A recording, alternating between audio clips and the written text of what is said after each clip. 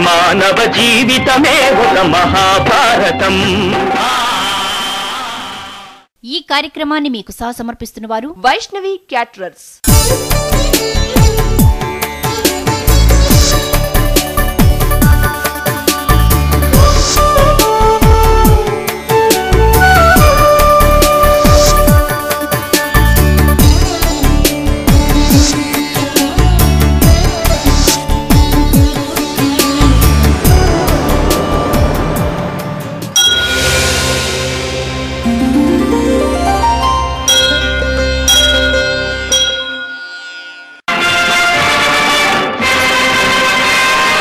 మానవ జీవితమే ఒక మహాభారతం. మానవ జీవితమే ఒక మహాభారతం. అది మంచి చెడుల రెంటి నడుమ నిత్య ఘర్షణం. మాతృదేవోభవ.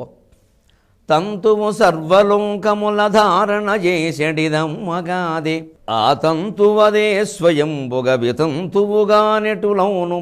లోకమే చింతగా మారినన్, లోకమే చింతగా మారినన్, బ్రతుకు జీవజలముల నింపునమ్మా. ఈ తంతులు తర్పణములవి తల్లి మనస్సును మార్పజాలునే. మీ తంతులు తర్పణములవి తల్లి మనస్సును మార్పజాలునే. భక్తుడు ప్రతిజ్ఞ నెరవేర్చడానికి భగవంతుడు ఎప్పుడూ సిద్ధంగా ఉంటాడనే విషయాన్ని మనకు అవగాహన కావిస్తూ ఉన్న మహాభారత కథాశ్రవణం కోసం ఎదురు చూస్తూ ఉన్న భక్తి టీవీ ప్రేక్షక మహాశయులందరికీ కవి బ్రహ్మ తిక్కిన సోమయాజి రచించిన ఆంధ్ర మహాభారతం భీష్మ పర్వానికి సాగుతున్న సామాజిక వ్యాఖ్యలో 1046వ భాగానికి స్వాగతం పలుకుతున్నాం. మానవ జీవితమే ఒక మహాభారతం. మానవ జీవితమే ఒక మహాభారతం. అది మంచి చెడుల రెంటి నడుమ నిత్య ఘర్షణం. ధరణీ చక్రము గ్రక్కునం గదల. శ్రీకృష్ణుని యొక్క రౌద్ర స్వరూపాన్ని వర్ణిస్తున్నాడు.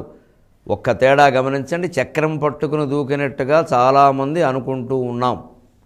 కానీ తిక్కన భారతంలో కానీ మూల భారతంలో కానీ చక్రం పట్టుకున్నట్టుగా లేదు. కంచీకర్రతోనే దూకాడు. పోతన గారు కాస్త మరింత ఉత్సాహం, ఆ రంగానికి మరింత రక్తి కట్టే స్థితి కలగడం కోసం చక్రం కూడా పట్టించారు అనిపిస్తుంది. సరే, ఒకవేళ పట్టినా నష్టమేం లేదు. కానీ సాధారణంగా చక్రాన్ని ఒక్కసారి పిలిస్తే, స్మరించి పిలిస్తే మళ్ళీ వెనక్కి పంపడం జరగదు. ఆ సంహారం ఏదో జరగాలి. ఇక్కడ శ్రీకృష్ణునికి కూడా ఆ ఉద్దేశం లేదు. దీని ఉద్దేశం ఏమిటో మనం వ్యాఖ్యానంలో చెప్పుకుంటాం. అంచేతను ధరణీ చక్రము గ్రక్కునన్ గదల, దిగ్ధం తావళి శ్రేణి కంధరముల్ మృగ్గపడన్, దిశావలయముత్కంపంబుగా నీ బలంబురులన్ బారగ, భీష్ముపైగ విషే రౌద్రోద్రేకముంజోచి ఖేచరలోకంబును సంచలింపహరి చించద్వాగు ఘోరాకృతిన్. ఇక్కడ దిశావలయముత్కంపంబుగా, దిగ్ధంతావళి శ్రేణి కంధరముల్ మృగ్గపడన్, ధరణీచక్రము గ్రక్కునన్ గదల. భూమంతా గిరగిర గిరగిర తిరగడం, దిశలన్నీ విచ్ఛిన్నమైపోవడం, పంచభూతాలు కంపించిపోవడం. ఈ స్థితి మీరు భగవంతుడు కోపం వచ్చిన ఈ ఘట్టంలోనే కాదు, ఎవరైనా తపస్సు చేసిన ఘట్టంలో కూడా చూస్తారు. హిరణ్యకశిపుడు బ్రహ్మదేవుడి కోసం తపస్సు చేస్తూ ఉంటే ఇదే సరిగ్గా ఇవే జరిగాయని నేను. అదిరెం కుంభిని సాద్రియై కలగెనే డంభోనిధుల్, తారకల్ చదరన్ సగ్రహ సంఘలై దిశలు విచ్ఛిన్నంతలై మండే, పెల్లదరన్ గుండెలు జంతు సంతతికి ఉగ్రాచార దైత్యేంద్ర మూర్ధ దిశోద్ధూత సధూమ హేతి పఠలోదంచత్తపోవన్నికిన్. ఇక్కడ ఉద్రేకం వచ్చింది స్వామికి, అక్కడ తపస్సు. ఇంకో చోట విశ్వరూపం. అప్పుడు కూడా అనేక బాహూదర వక్త్రనేత్రం పశ్యామి త్వాం సర్వతో అనంతరూపం, నాంతం న మధ్యం న పునస్తవాదిం పశ్యామి విశ్వేశ్వర విశ్వరూప. అక్కడ కూడా పంచభూతాలు ఏకమైపోయినట్టుగా, అనేక రూపాలు ధరించినట్టుగా. తపస్సు, యుద్ధం, విశ్వరూపం అన్నింటిలోనూ జరిగే ఒకే ఒక పరిణామం ఏమిటంటే ఆంతరిక పరిణామం. దాన్ని వేదాంత డిండిము అనే స్తోత్రంలో శంకరాచార్య స్వామి చెప్పారు. దేహాది కోశగా సత్తా యాసా వ్యోమాదిభూతగా సా సత్తా పరమం బ్రహ్మ ఇది వేదాంత డిండిమక. 3 దెబ్బలు కొడతారు డిండిము అంటే, ఢామ్ ఢామ్ ఢమ్ అని.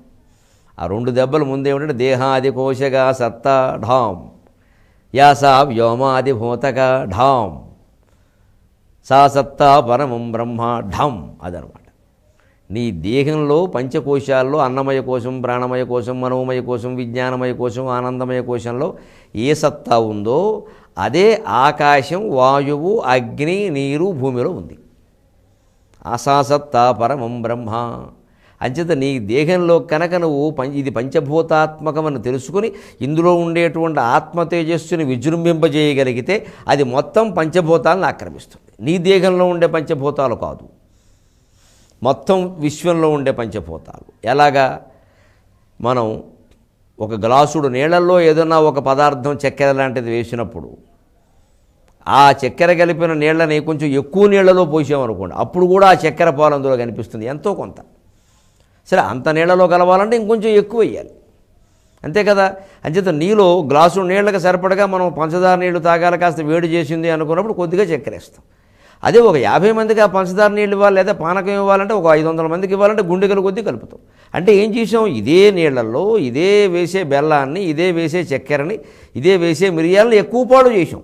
అలాగ నీ శరీరంలో ఉండే ఆత్మశక్తిని కనుక నువ్వు ఉద్దీపింపజేయగలిగితే మొత్తం ప్రపంచమంతా నీకు పాదాక్రాంతం అవుతుంది. అదే 150వ జయంతి సందర్భంగా వివేకానందుడి మాటగా మనం చెప్పుకోవాలి. సమస్త శక్తులు నీలో ఉన్నాయి, నీలో లేనిదేదీ లేదు, నువ్వు బలహీనుడవు కాకు అన్నాడు ఆయన. ఆ నీలో ఉన్నాయంటే అది ఆత్మశక్తి. ఇవాళ భగవంతుడిలో అదే శక్తి ఆయన ప్రదర్శించాడు కాబట్టి ఇంత జరిగింది. అయితే మామూలు కృష్ణుడైతే జరగదు. అది శకటాసుర సంహారం, ధేనుకాసుర సంహారం, పూతనా సంహారం, ఇలాంటి వాటి సందర్భాలన్నింటిలోనూ ఆ శక్తిని ఉద్దీపింపజేశాడు. మిగిలినప్పుడు మళ్ళీ నోట్లో వేరు, అమ్మ నాకేంతో అలదమ్మా, పాలు ఇచ్చేయమ్మా అన్నాడు ఆయన. చీకటైతే కానీ పాలు ఇవ్వకూడదురా అంటే కళ్ళు మూసుకుని చీకటైందమ్మా ఇచ్చేయన్నాడు. ఇంత అమాయక చక్రవర్తి ఆయనే ఈ పని చేసినవాడు.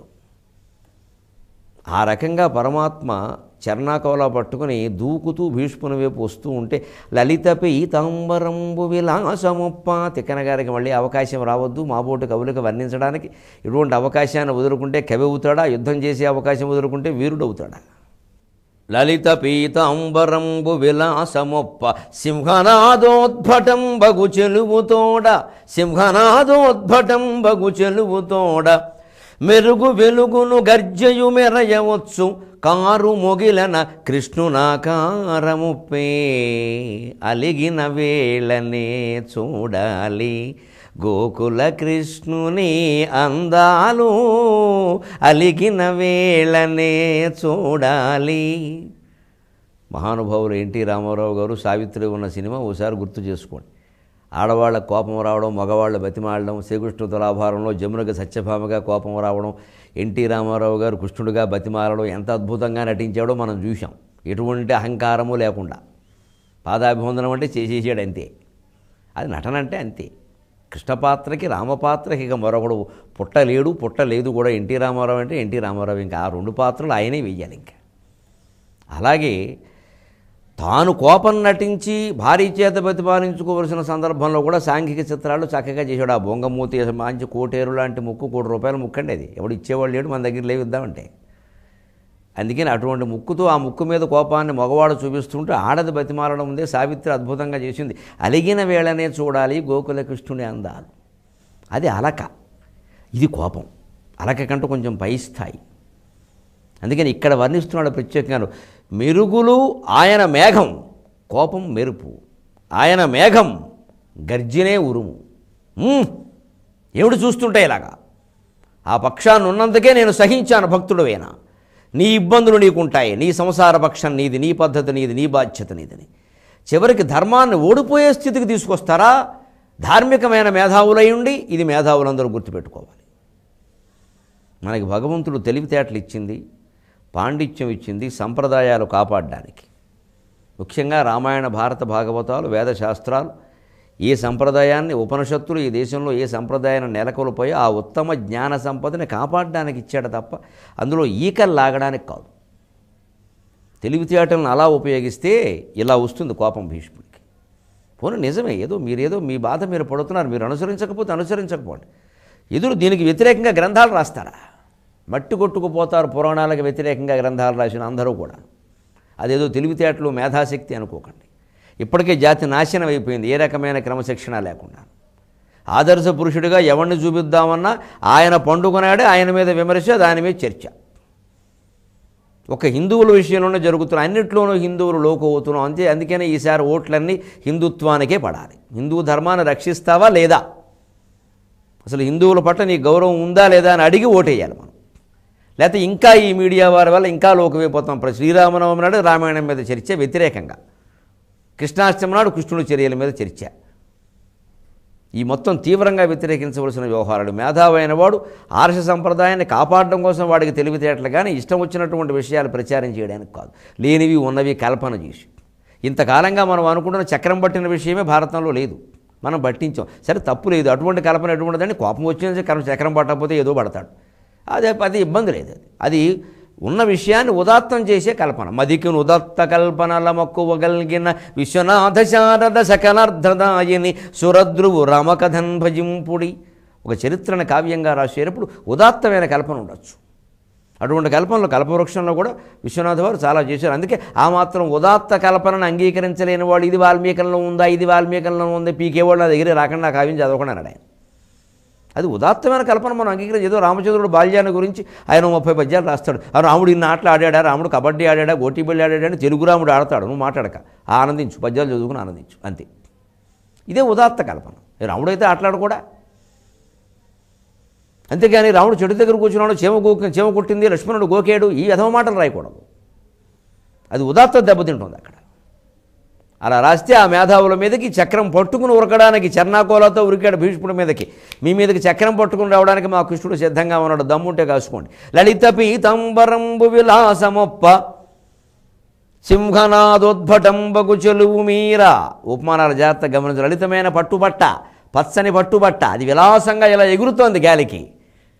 ఆయనేమో కోపంగా దూకుతూ ఉంటే భీష్ముడితో సహా కవిగారు కూడా అందచందాలు చూస్తున్నాడు. భీష్ముడు కూడా ఏమీ బాధపడలేదు, భయపడలేదు, నమస్కారం చేశాడు. ఆ అందం చూశాడు. రావయ్యా, ఇంత అందమైన వాడు చేతిలో చచ్చిపోవాలయ్యా, ఏం పర్వాలా, ఈ సౌందర్యానికి నా జీవితాన్ని ఆహుతి చేస్తుందా, జగన్మోహన సౌందర్యం నీ చేతిలో చనిపోవాలి. ఎలాగో నీకు భార్యగా పుట్టి ఆ సౌందర్యాన్ని అనుభవించే యోగ్యత నాకు లేకుండా పోయింది, నాకే భార్య లేదు, బ్రహ్మచారినయ్యాను, కనీసం నీ చేతిలో చచ్చిపోనేవయ్యా, పరమాత్మ చేతిలో చచ్చిపోయినంత జగన్దేక మోహనుడు చేతిలో చనిపోయాను, లీలామానుష వేషధార చేతిలో చనిపోయాననే కీర్తి నాకు దక్కుతుంది, రావయ్యా అంటున్నాడు ఆయన.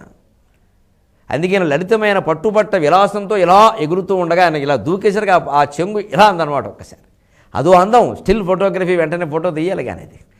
అలాగే సింహనాదోద్భటంబకు చెలుపుతడం అని హుంకారం చేసి ఒక్కసారిగా ఇంత కోపం ఎప్పుడు చూడలేదే, ఏం అందంగా ఉన్నావయ్యా. మానవ జీవితమే ఒక మహాభారతం, అది మంచి చెడుల రెంటి నడుమ నిత్య ఘర్షణం.